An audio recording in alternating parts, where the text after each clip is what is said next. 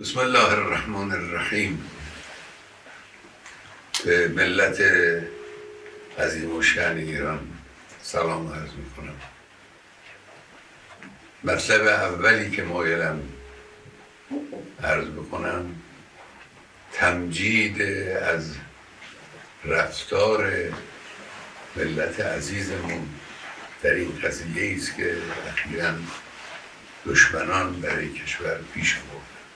ملت ایران نشان داد که هم متین، هم شجاع، هم وقت شناس. این حرکت عظیمی که مردم در روز جشن قدیر نشان دادن به دنیا، حرکت عظیمی بود.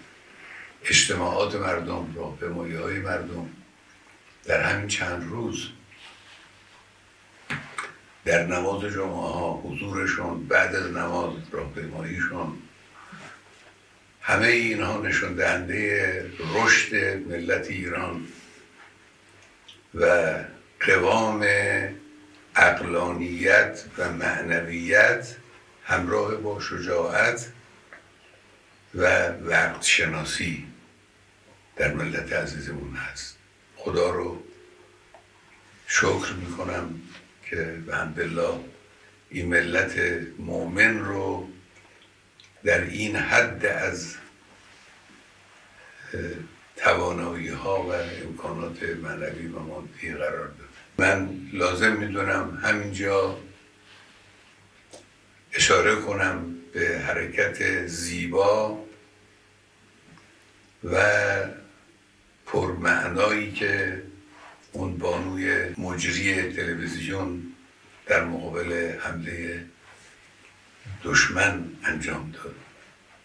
تکبیر گفتن و نشانه قدرت ملت رو در واقع به همه دنیا ارائه کردن. این حادثه تاریخی بود، حادثه بسیار با ارزشی است. مطلب دوم این است که این حادثه تهاجم ابلهانه و خباثت آلود رژیم صهیونیستی به کشورمون در حالی رخ داد که مسئولین دولتی با طرف آمریکایی به طور غیر مستقیم و با واسطه مشغول مذاکره بودن. هیچ موضوعی از سوی ایران وجود نداشت که نشانه این باشه یک حرکت نظامی یا یک حرکت تندی سختی وجود داره. البته از اول حد زده میشد که در این حرکت خباثت آمیز رژیم صهیونیستی آمریکا هم دخالت داره. با این حرفای اخیری که اینها میزنن این هست روز به روز تقویت میشه. ملت ایران در مقابل جنگ تحمیلی محکم میسته، همچنانی که تا حالا ایستاده. در مقابل صلح تحمیلی محکم میسته. ملت ایران در مقابل تحمیل تسلیمی هیچ کس نمیشه.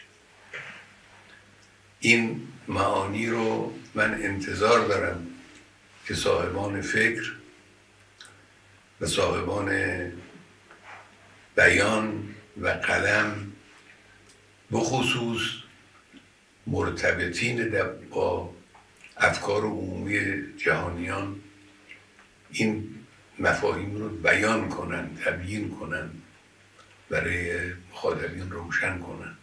اجازه ندن که دشمن با تبلیغات فریبکارانه خودش حقیقت رو دگرگون جلوه بده.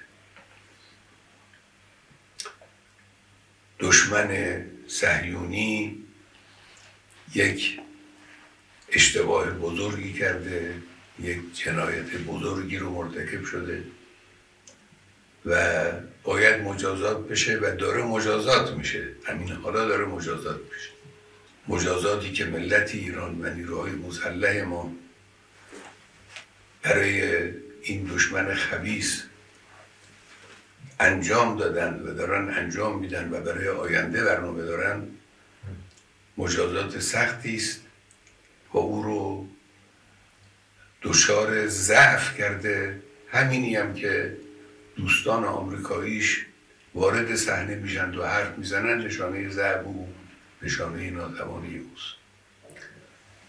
مطلب آخر هم این که اخیراً رئیس جمهور آمریکا زبان به تهدید گشوده، ما رو تهدید میکنه، هم تهدید میکنه هم با یک بیان سخیف و غیر قابل قبولی از ملت ایران صریحاً میخواد که بیایید تسلیم من بشید. وقتی انسان این چیزها رو مشاهده میکنه واقعا تعجب میکنه. اولا تهدید رو به کسی بکنن که از تهدید اونها میترسه. ملت ایران نشان داده که در مقابل تهدید کنندگان دچار ترس نمیشه و لا تهینوا و لا تحزنوا و انتم الاعلون ان کنتم مؤمنین. این رو بهش ملت ایران معتقده. تهدید تأثیر نمیگذاره در رفتار ملت ایران، در اندیشه ملت ایران. ثانیاً اینی که به ملت ایران بگن بیایید تسلیم بشید حرف عاقلانه ای نیست. افراد با خرد که میشناسن ایران رو، میشناسن ملت ایران رو، میشناسن تاریخ ایران رو، هرگز چنین حرفی رو بر زبان جاری نمیکنن. تسلیم چی بشن؟ ملت ایران تسلیم شدنی نیست. ما تعرض به کسی نکردیم و به هیچ وجه تعرض احدی رو هم قبول نمی کنیم و تسلیم تعرض هیچ کس نمیشیم. این منطق ملت ایرانه، این روحیه ملت ایران. و البته آمریکایی ها، اونهایی که با سیاست های این منطقه آشنا هستن، میدانند که ورود آمریکا در این قضیه 100% به ضرر اوست. اونچه که او در این زمینه ضربه خواهد خورد به مراتب بیشتر است از اونچه که ایران ممکنه صدمه بخوره.